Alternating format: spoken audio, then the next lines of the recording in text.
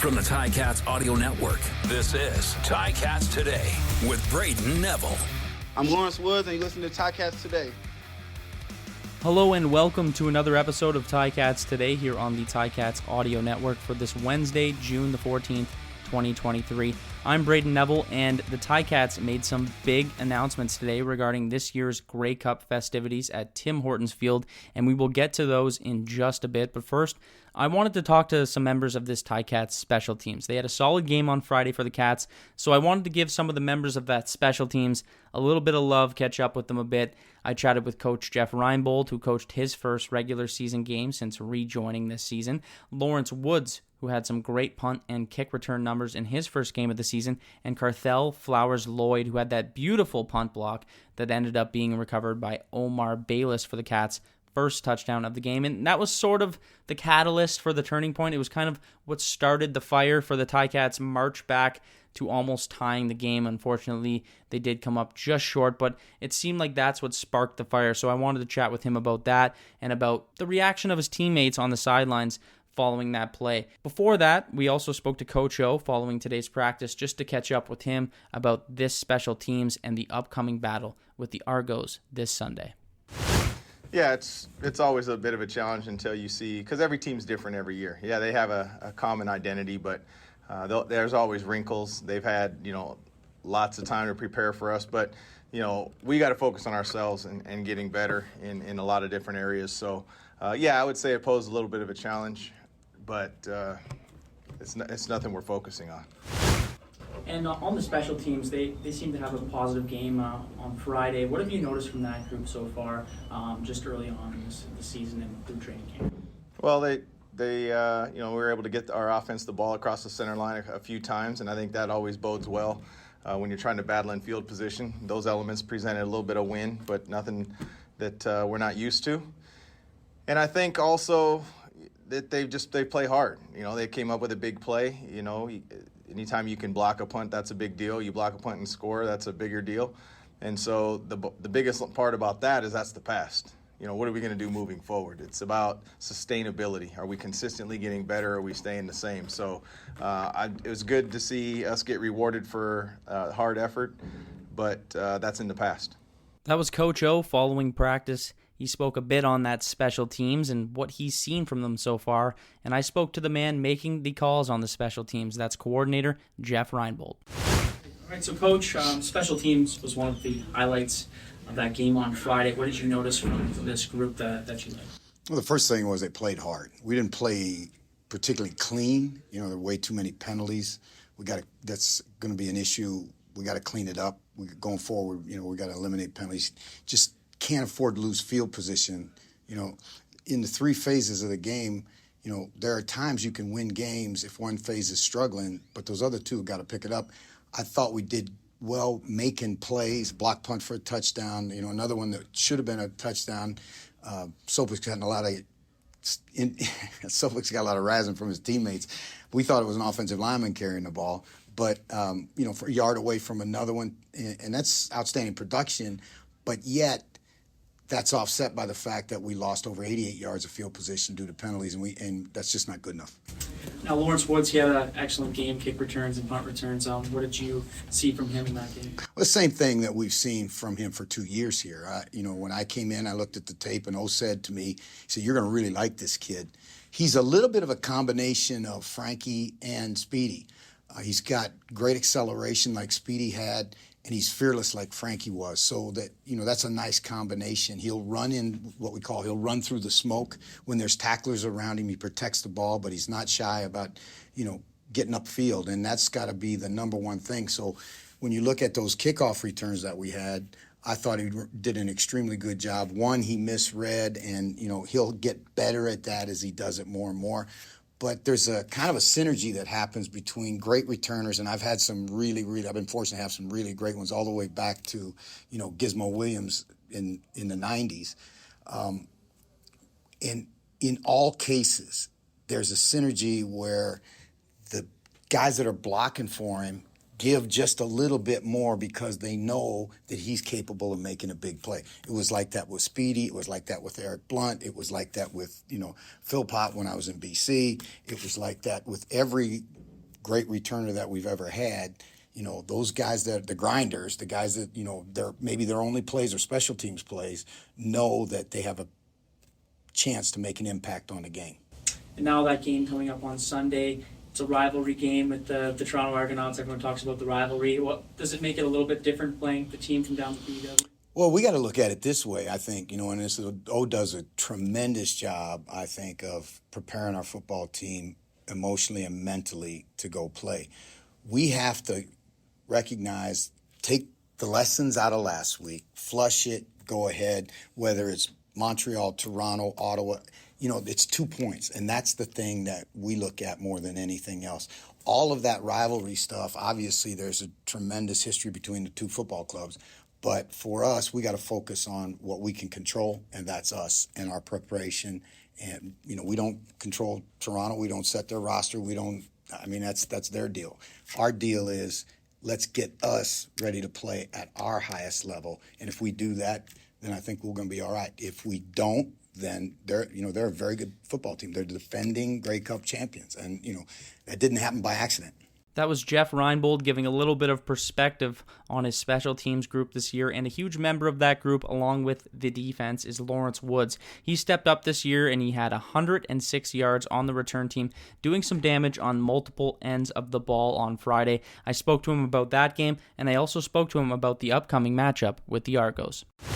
Lawrence, you had a great game on the punt and kick return. You had 104 yards on 6 returns. Just tell me about what you felt was going right for you in that game on Friday. Personally, for me, it's like the guys that, we harp on the guys that's on the kickoff return team, the punt return team. So basically, we just tell them, hey, look, we need to just get one block and then turn your hips towards, where we returning. And, it just build confidence. The first one just kept building and building and building more confidence for myself. And, I wanted to score every time. Every time I touched the ball, it just made me, feel like I could score regardless of if it was a bad call or not.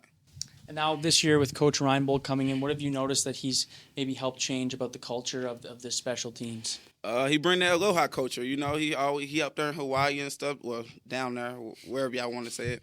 But he bring a lot of different culture, He bring out how he talk about the All Blacks all the time, and it's one particular thing that's been sticking with me. And before I even came here, that he really noted on was Kaizen. Basically, it's small incremental improvements every day, and that was something that my high school coaches had. Basically, was doing the same thing what Reinebold was doing, bringing us tips of great teams or great slogans to try to wrap yourself around so you could, be better every day. Now that rivalry game on Sunday with the Argos, what's maybe a little bit different about playing the team from Toronto? We want to show them that we the dominant team in Ontario. Down to QEW, they always talking their rah-rah stuff. They just won the Grey Cup last year. But, we coming out here this Sunday to go show them hey, look, we up here contending too. That was Lawrence Woods, and we move from the vet to the rookie, Carthell Flowers-Lloyd, a guy who made a big impact in that Winnipeg game, sparking the team with a huge punt block that turned into that Omar Bayless touchdown. And this was sort of the play that fired up the Ticats team, put the spark under them that they needed, and they nearly came back and erased that huge deficit. I spoke to him about his CFL debut, that upcoming matchup with the Argos, and more. All right, so I'm joined now by Carthell Flowers-Lloyd. You got that first bit of action in that first game in the CFL. Tell me a little bit about your experience in game number 1. First of all, I'll just say it's a pleasure to be here and beyond grateful, and all pleasure to God first. But, it's just what I worked my whole life for. Special teams, whatever role you have on a team, you got to come to practice every day and practice how you play. And every day in practice, we get done and they always take one off the foot. And I just had an opportunity to do what I had to do.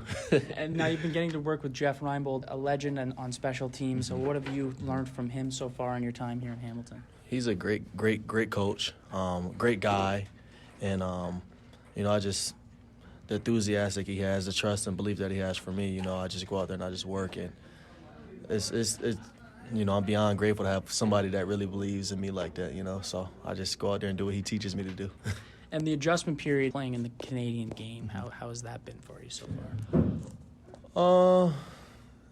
if you practice how you play, you go out there and you perform. So I don't really think that there's a huge adjustment. I'm just doing my 112 now. Normally it would be a 111, but it's 112 now, so I just do my job. And so you sparked the offense and the defense and just the whole team in general with that huge punt block that Omar Bayless ends up grabbing and getting a touchdown with. Just talk me through that play and how it went down.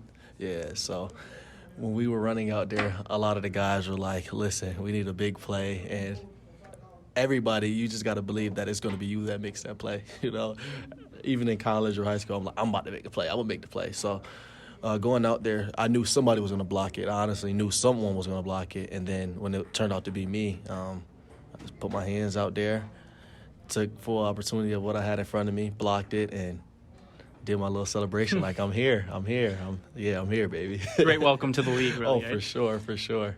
Did you notice after that play the attitude maybe on the bench maybe switched a bit? Mm-hmm. I believe my position right now is a designated impact. From a guy who was signed to the practice roster and coming out to be a designated impact, that's what I'm there to do, make an impact on special teams. So when I got to the sideline, nobody really knew who did it. And they're like, who did it? I'm hyped, like me. They was like, let's go, boy, keep making plays. And from that play on, everything just, started to fire up. We have a good team. And, as long as we playing complementary football, things like that's going to happen. Now we have the rivalry game between the Toronto Argonauts and the Hamilton Ticats this Sunday. What have you heard about this rivalry down of the QEW here? It's just like pretty much every rivalry in sports. And, this is my first time in the CFL being able to actually play against them in regular season. I played against them in preseason. And it's preseason. You go out there, it's not really a fired up rivalry match. But now it's like, it's showtime. It's showtime. And especially, they're opening the game with us, bringing out their championship stuff that they won last year, I believe. So, that's going to fire us up a little bit more, even after our loss. So they're going to get a handful. All right. So your game on Sunday, are you looking to keep the streak alive, keep the big plays coming here for that game on Sunday? Absolutely. That's what I do, baby. So. They better be watching a lot of film, and making sure they know where I am every play. That was Carthell Flowers-Lloyd following today's practice. Now the Ticats released some big in-house news about this year's Grey Cup festivities, and it's safe to say it will be bigger and better than ever. So much being announced today, and I sat down with President and COO of Business Operations for the Hamilton Sports Group, Matt Afineck, to go over what we can expect from this year's festivities.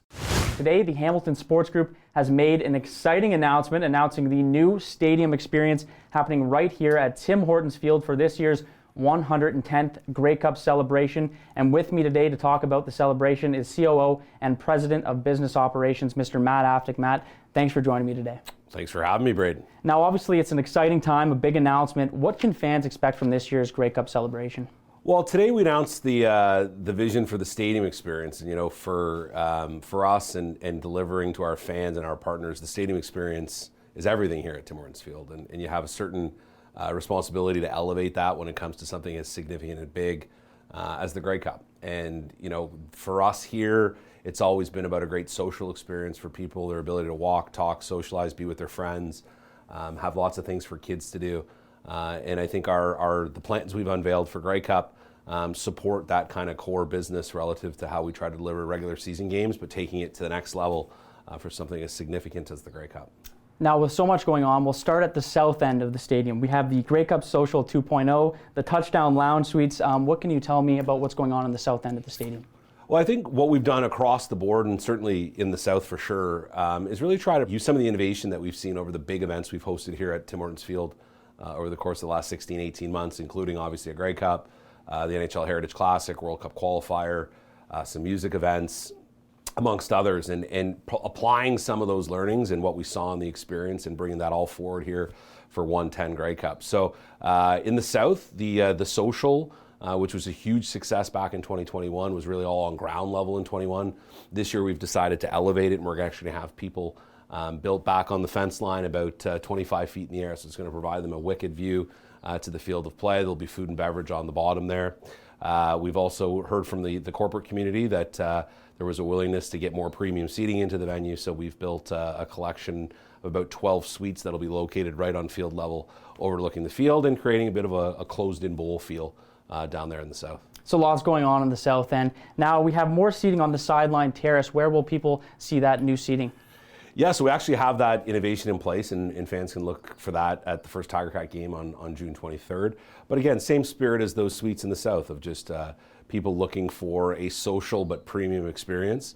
And just the way Tim Hortons Field has been designed with the open concourses, the space lends itself perfectly to the creation of those. And so those are up on level 3 concourse on the east side. Now there's stuff going on all over the field, including on the north end. Now that's kind of like the main stage, if you will, of the Grey Cup. What's going to be happening over there? Yeah, so fans can look forward to what we call the Stelco North End for Tiger Cat games.